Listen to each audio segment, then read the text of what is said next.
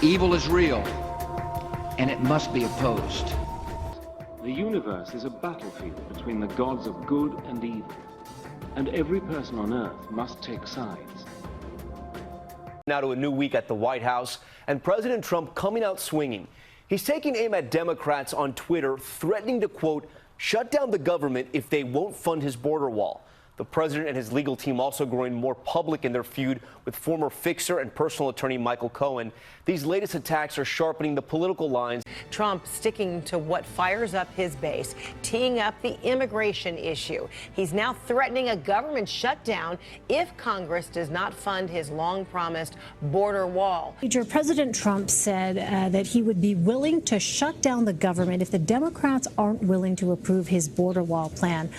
I would be willing to shut down government if Democrats. The Democrats do not give us the votes for border security, which includes the wall, must get rid of lottery, catch and release, etc., and finally go to a system of immigration based on merit. We need great people coming into our country. Backing down President Trump, keeping a potential government shutdown on the table as he works to secure more funding for the U.S.-Mexico border wall. The sand is officially trickling down inside the hourglass as we speak. As Congress punches the clock and gets back to work, a government shutdown is looming on the horizon. Yes, that again.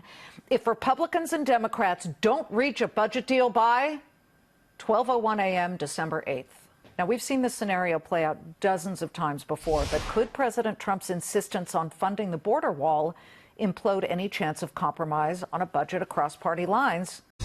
President Trump saying moments ago he is willing to shut down the U.S. government if he does not get funding for his border wall. We are sending a simple message to the lawless caravans and to the illegal trespassers marching toward our border. It's very simple. Turn back now, go back home.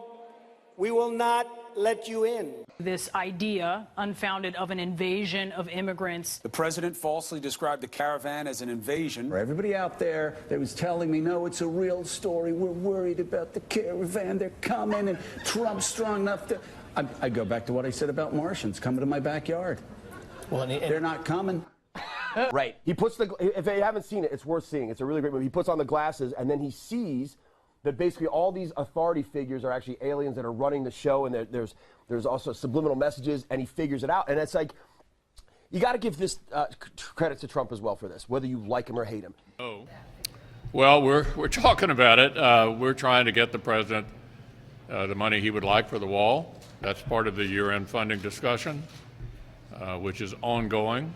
Not only among the appropriators, but with the administration as well. And we're hoping that's one of the many things we've got to wrap up here at the end of the year. Because if I were a Democrat, I'd be concerned about some of the actions taken by Mr. Comey and others in the FBI leading right up to the election, announcing a reopening of the investigation into Hillary Clinton's email, and then announcing again immediately after that it was being shut down. I mean, there are a lot of things that we've learned in the background of that are going to come out as a part of this that I think should be of interest to every American, and every American should not want the FBI being weaponized, as some have claimed, by the Democratic Party when they, created the situation in which a dossier was then used by the FBI to get a warrant from the FISA court. These are all things that should concern every American in terms of protecting their civil liberties and making sure that their elections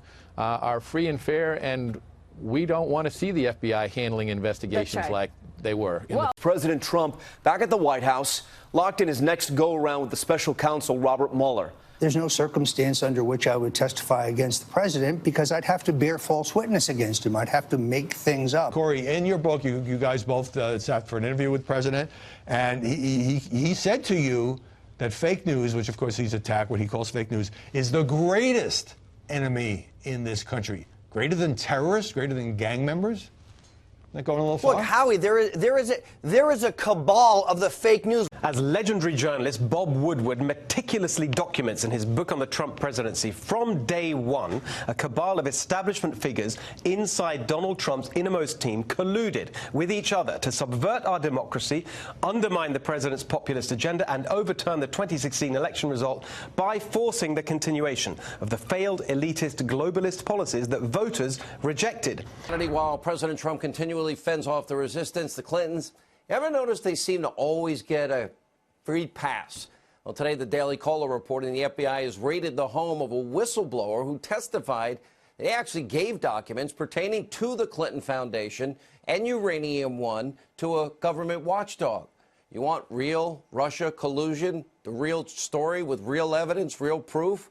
Well, remember the Clinton State Department, multiple other agencies, they approved the transfer of 20% of U.S. uranium to that Russian company. And by the way, interest linked to the Uranium One deal gave millions and millions to the Clinton Foundation. And just today, Judicial Watch announced that they are suing for documents about the efforts by the Obama DOJ to shut down an investigation into the foundation. What about the foundation's silence on all of their donations from the Saudis and other foreign governments that we have documented on this program?